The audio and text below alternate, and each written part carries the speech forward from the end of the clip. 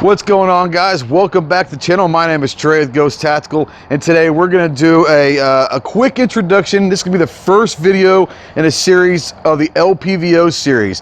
This is going to be what is an LPVO, and it's going to be something like this. This is a low power variable optic, and basically the great thing about them is it's going to give you the best of all worlds. For those of you who like to run a red dot, which is going to give you basically a 1x magnification, something like this is a Bushnell. It's going to go 1 to 4, and but what's going to do is it's going to have you a true 1x power, and it's going to go all the way up to a 4x power without having to change zero or anything like that. It's just going to magnify and all of that.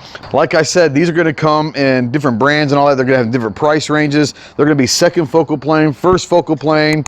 They're going to come to 1 to 4, 1 to 6, 1 to 8, even up to 1 to 10 magnification. So we're going to talk a little bit about what they are.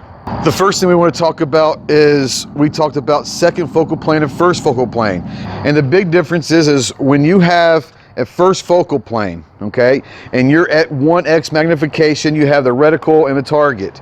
As you zoom in, as you can see here, when the picture gets bigger, so does the reticle. The reticle is going to change with the sight picture. It's going to make that reticle bigger the farther you get and the more magnification you get. So for some people, it's going to be a lot easier to focus in on that target with that larger reticle. Now, when we're talking second focal plane, as you can kind of see here, what's going to happen is as you zoom in, the reticle size is going to stay the same as the picture gets larger. Now, a lot of people like this because they don't want this massive reticle taking up too much of their sight picture when they're zooming in on a target. So it's really dependent upon what you want to get. Typically, first focal plane optics are going to be a little bit more expensive, but like I said, everyone's going to have to figure out what they want. It depends on what your application is. If you're going to go inside 200 yards, 400, 600, 800 yards and all that, you're going to have different things. So for a longer range shot, maybe a first focal plane will be better because that reticle is going to get bigger with the target. If you're going to go maybe inside 200 yards mostly, then maybe a second focal plane might be better for you. As the picture gets bigger, that reticle is going to stay the same size to where you're not going to have this whole reticle taking up the whole sight picture. But that's basically the insides and outs of the focal planes. You can do your own research and all that. There's videos out there talking about first and second focal plane all over the place. One of the great things about LPVOs, like I said, if you go to 1 to 4, 1 to 6, you can do your CQB no problem whatsoever. It's going to be able to get you that 1x magnification, maybe 2x if you like it that way, but you'll be able to go to 4, 6, or 8 or whatever to get some longer shots, maybe out to 3, 4, 500 yards, 600 yards. But if you like that CQB, that tactical inside, whatever, home defense, truck gun or whatever, and you like that 1x, they're going to be able to run these just, like I said, these are the best of all worlds. You get the true 1x all the way out to whatever magnification that you max out at. LPVOs are typically very easy to zero. If you've zeroed any scope before, you're going to have no problem whatsoever zeroing an LPVO. You zero it just like any other scope, and we're going to have a video set aside strictly for zeroing and what the best yardages are for your zeros and all of that. Now, when it comes to LPVOs, you're going to have multiple types of reticles as well. You're going to have the MOA reticle, a mill reticle, a BDC, which is a bullet drop compensator reticle, to where it's going to be able to give you holds for you, maybe out to maybe 400, 600 yards, depending upon the scope itself.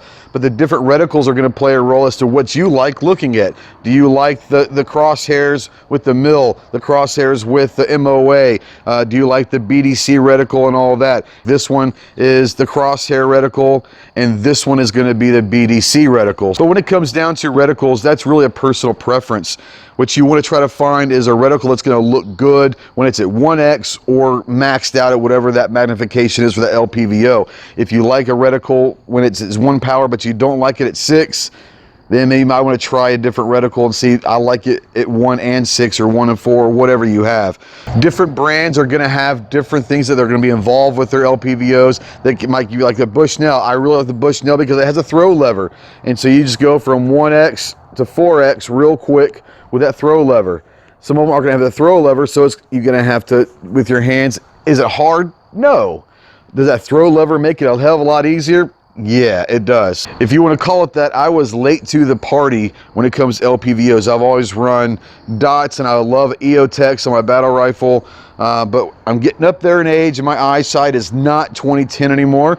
And so when I noticed that I can start getting a little fuzzy at some things, then I went to an LPVO and really have enjoyed them. But what we're going to do throughout this series, guys, is we're going to give you videos on how to zero it, how to work them.